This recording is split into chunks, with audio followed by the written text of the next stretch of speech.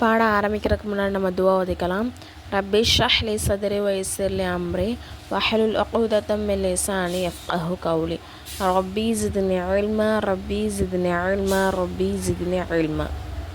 நஃபில்களின் சிறப்புகள் முக்கியத்துவம். அதாவது தொழுகையில் அனைத்து இபாதத்தும் ரொம்பவே சிறப்பான நம்ம தொழுகிற மூலமாக தீய காரியத்தை விட்டும் பாவத்தை விட்டும் நம்ம என்னது தவிர்த்து கொள்ள முடியும். அதே மாதிரி நிம்மதியாக நம்ம இருக்க முடியும். நம்மளுடைய முகத்தில் பொலிவு ஏற்படும். நம்மளுடைய பாவங்கள்லாம் மன்னிக்கப்படுது. இந்த மாதிரி தொழுகையின் மூலமாக நமக்கு பல நன்மைகள் கிடைக்குது. அதே மாதிரி ரசூலுல்லாஹி சொல்கிறாங்க, தொழுகை எனது கண்களுக்கு குளிர்ச்சி. சரிங்களா? அதே மாதிரி யார் தொழுகை மிக பேணுதலாக கடைபிடிக்கணும். அதே மாதிரி எந்த அளவுக்கு இயலுமோ அந்த அளவுக்கு என்ன பண்ணணும், அதிகமாக நம்ம தொழக்கூடியவங்களாக இருக்கணும். நபிஸல்லல்லாஹு அவங்களுடைய வாழ்க்கையில் ஃபர்லு தொழுகையுடன் நஃபில் தொழுகை ரொம்பவே பேணுதலாக தொழுது வந்திருக்காங்க. அதே மாதிரி ஃபர்லு தொழுகைக்கு முன்பும் பின்பும் சுன்னத்தான நஃபிலான தொழுகைகள்லாம் நிறைவேற்றிருக்காங்க. இரவில் தஹஜ்ஜுத் தொழுவாங்க. இஷ்ராக், லுஹா, அவ்வாபில் முதலிய தொழுகையை தாம் தொழுவாங்க. தன்னுடைய தோழர் சஹாபாக்களும் என்ன பண்ணுவாங்க, தொழுறதுக்கு வலியுறுத்தக்கூடியவங்களாக இருந்திருக்காங்க. அதே மாதிரி இதன் காரணமாக சஹாபாக்களும் நிறைய அறிஞர்களும் என்ன பண்ணியிருக்காங்கன்னா நிறையவே நஃபிலான தொழுகைகள்லாம் தொழக்கூடியவங்களாக இருந்திருக்காங்க. அல்லது இமாம் அஹ்மத் இப்னு ஹம்பல் அவங்க ஹதீஸ் மற்றும் மசாயில் பாடங்களை கற்பிப்பதில் ஈடுபட்டதுடன் இரவு பகலில் 300 ரக்காயத்துகள் எக்ஸ்ட்ரா நஃபிலான தொழுகையில் தொழக்கூடியவங்களாக இருந்திருக்காங்க. அதே மாதிரி இமாம் அபு யூசுப் ரஹ்மத்துல்லாஹ் அவங்க கல்வி பணி மற்றும் நீதித்துறையின் அலுவலகம் ஈடுபட்டிருந்ததுடன் தினந்தோறும் என்ன பண்ணுவாங்கன்னா 200 ரக்காயத்துகள் நஃபில் தொழக்கூடியவங்களாக இருந்திருக்காங்க. அதே மாதிரி மிகுதமான நஃபில்கள் தொழுதுகிட்டே நம்ம வர்றது மூலமாக நமக்கு மிக பெரும் பயன்கள் அதாவது நிறைய நன்மைகள் நமக்கு ஏற்படுது. சரிங்களா? ஒரு அடியானின் ஃபர்லு தொழுகையில் ஏதாவது ஒரு குறைபாடு ஏற்பட்டுச்சு, தவறு ஏற்பட்டுச்சு அப்படின்னு சொன்னால் கியாமத் நாளில் அந்த குறைபாடுகள் பூர்த்தி செய்கிறதுக்கு இந்த நஃபிலான தொழுகையெல்லாம் நமக்கு ஹெல்ப்ஃபுல்லாக இருக்கும். அதனாலேயே நம்ம சுன்னத், நஃபில் இந்த மாதிரி தொழுகைகளில் அதிகப்படுத்தணும் இன்ஷா அல்லாஹ். அதனால் என்ன பண்ணணும்னா நம்மளுக்கு முடிஞ்ச அளவு அதாவது ஃபர்லு தொழுகையோட அதனால் நம்ம முடிஞ்ச அளவு என்ன பண்ணால் ஃபர்லு தொழுகையை நிறைவேற்றுவதோடும் அதோடு ஸ்டாப் பண்ணாமல் நஃபில் சுன்னத்தான தொழுகைலாம் நம்ம ஈடுபடணும்.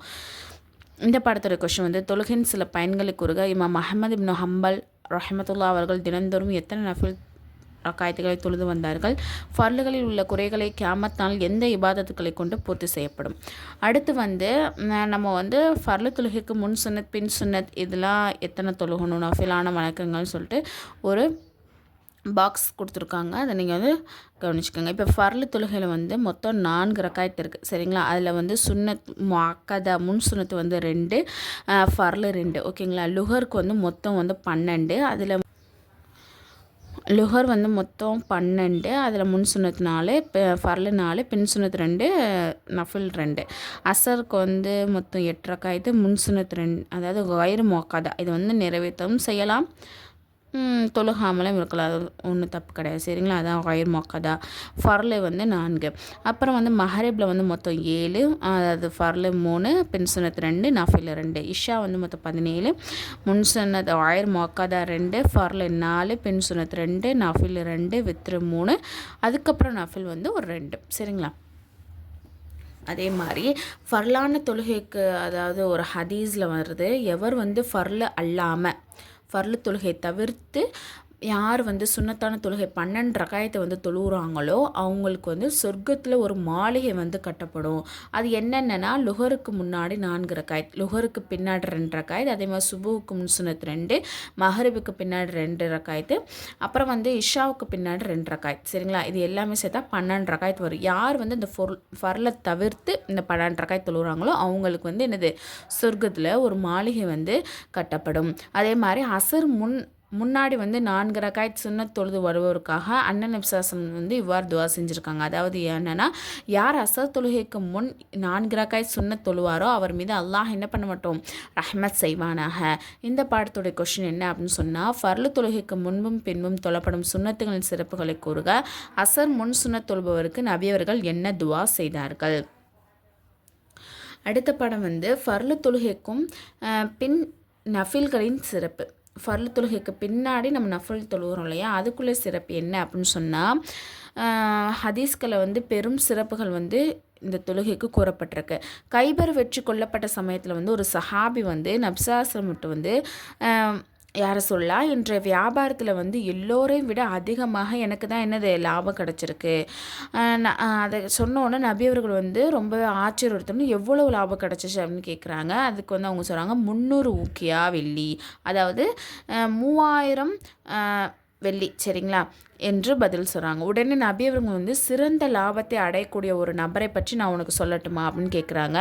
உடனே அந்த சஹாபிக்கு வந்து சொல்லுங்கள் யாரை சொல்ல அப்படின்னு சொல்கிறாங்க.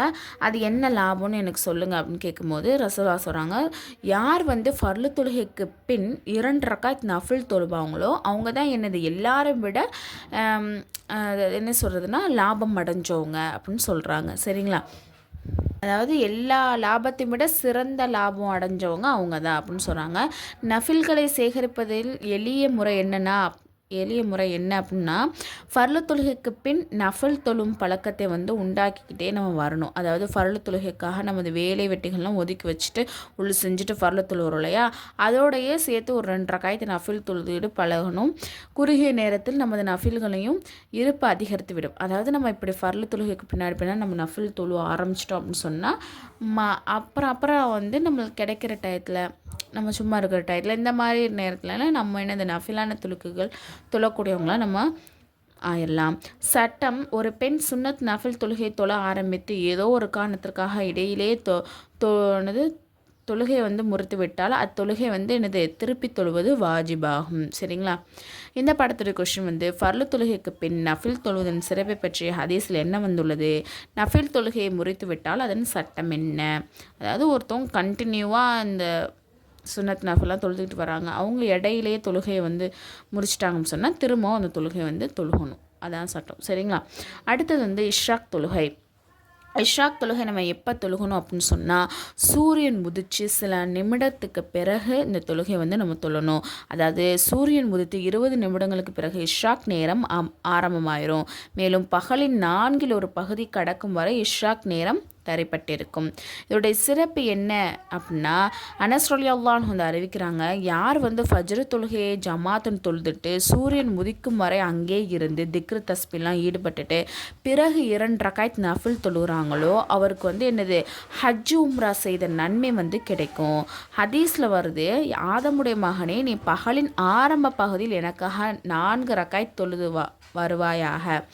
நான் பகலின் கடைசி பகுதி வரை உனது தேவை என்னது பொறுப்பேற்று கொள்கிறேன் அப்படின்னு சொல்லிட்டு அல்லாஹ் தஆலா சொல்கிறான். அதே மாதிரி அதாவது ஃபஜ்ர் தொழுகை முடித்த பிறகு சிறந்த செயல் என்ன அப்படின்னு சொன்னால், இஷாக் நேரம் வரும் வரை அதே இடத்துல உட்காந்து திக்ரு தஸ்பீலாம் செஞ்சு குரான் ஓதிட்டு தீனை கற்பித்தல் இந்த மாதிரி செயல்கள்லாம் ஈடுபட்டுட்டு உலக விஷயத்தெல்லாம் தவிர்த்து இருந்துட்டு இஷாக் தொழுகிறாங்களோ, இஷாக்குடைய நேரம் வந்தோன்னு 2 அல்லது 4 நஃபில் நியத்தில் வந்து தொழுது கொள்ளணும். இதோடைய முறை இதுதான், சரிங்களா. இஷ்ராக் தொழுகை முறை இதுதான். இஷ்ராக் தொழுகை என்றால் என்ன, இஷ்ராக் தொழுகையின் சிறப்பு என்ன, இஷ்ராக் தொழுகையின் முறை என்ன. லுஹா தொழுகை, அதாவது சூரியன் ஒளி நன்கு பிரகாசித்த பிறகு தொழப்படும் தொழுகைக்கு என்னது லுஹா அப்படின்னு சொல்லப்படும்.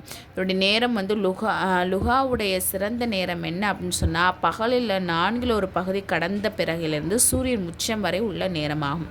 உடைய சிறப்பு பற்றி பல ஹதீஸ்களை சொல்லப்பட்டிருக்கு. அதில் 3 ஹதீஸ் பார்க்கலாம். புரைதா ரலியல்லாஹு அன்ஹு வந்து சொல்கிறாங்க, மனிதன் உடலில் வந்து 360 இணைப்புகள் வந்து இருக்குது. அவன் அந்த 360 இணைப்புகள் ஒவ்வொன்று ஆரோக்கியத்திற்கும் என்ன பண்ணணும், நன்றி செலுத்தும் பொருட்டு ஒரு தர்மம் செய்வது அவனுக்கு அவசியம் அப்படின்னு ரசூலுல்லாஹ் சொல்கிறாங்க. அதை கேட்ட சஹாபாக்கள் வந்து இத்தனை தர்மங்களை வந்து யாரால் தான் செய்ய முடியும் அப்படின்னு கேட்குறாங்க. அதற்கு நபி சொல்கிறாங்க, மஸ்ஜிதில் துப்பப்பட்டுள்ள எச்சியை சுத்தம் செய்வதும் தர்மம் தான், பாதையில் கிடக்கும் சிரமம் தரும் பொருட்களை அகற்றுறதும் தர்மம் தான்.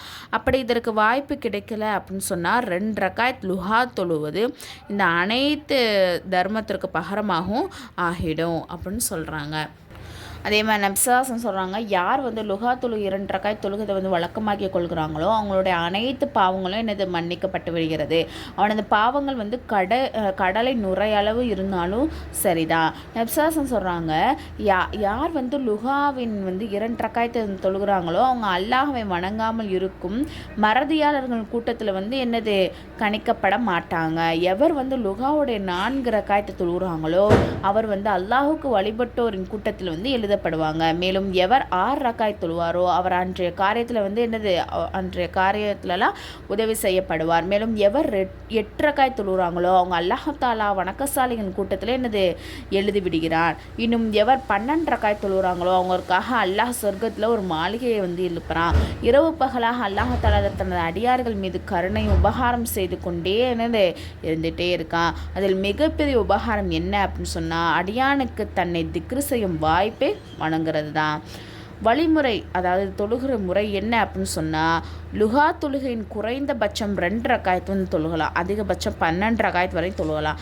பகலில் நாங்கள் ஒரு பகுதி கழிந்த பிறகு நஃபில் நியத்துடன் என்ன தொழுவணும். விரும்பினால் 2 ரக்காயத்தாக தொழலாம் அல்லது 4 ரக்காயத்தாக தொழலாம்.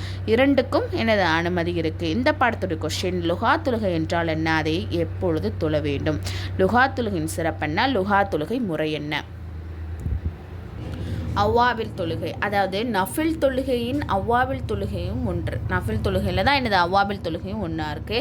அது மஹரிப் தொழுகைக்கு பிறகு 2 ரக்காயத்தாக 6 ரக்காயத்து வந்து தொழப்படும். இது பற்றி சிறப்புகள் வந்து ஹதீஸில் சொல்லப்பட்டிருக்கு. நப்சாசன் சொல்லியிருக்காங்க, அல்லது அபு ஹுரைரா ரலியல்லாஹு வந்து அறிவிக்கிறாங்க, எவர் வந்து மஹரிப் தொழுகைக்கு பிறகு வீணான விஷயங்களில் ஈடுபடாமல் பேச்சுக்களில் ஈடுபடாமல் 6 ரக்காயத்து வந்து தொழுகிறாங்களோ அவருக்கு 12 ஆண்டுகள் இபாதத் செய்த நன்மை கிடைக்கும். அதே மாதிரி அடுத்த ஹதீஸில் ஹலத் அப்துல்லா இப்னு அப்பாஸ் ரலியல்லாஹு வந்து அறிவிக்கிறாங்க, எவர் மஹரிப் மற்றும் இஷாவுக்கு மத்தியில் தொழுவார்களோ அவர்களை வானவர்கள் வந்து என்ன பண்ணுறாங்க, சூழ்ந்து கொள்கிறார்கள். அதுதான் அவ்வாபில் தொழுகையாகும் அப்படின்னு சொல்லப்படுது. இந்த பாடத்துடைய கொஸ்டின், அவ்வாபில் தொழுகை எப்போது தொழ வேண்டும், அவ்வாபில் தொழுகையின் சிறப்பென்ன. இது ஃப்ரீ முஅல்லமா கோர்ஸ். இதில் வந்து 1 இயர் கோர்ஸ். இதில் வந்து ஜாயின் பண்ண விருப்பம் உள்ளவங்க கீழே நான் டிஸ்கிரிப்ஷனில் வந்து டெலகிராம் லிங்க் வந்து கொடுத்துருக்கேன், அதில் வந்து ஜாயின் பண்ணிக்கோங்க. அதில் வந்து இன்னும் சில டீட்டெயில்ஸ்லாம் கொடுத்துருக்கேன்.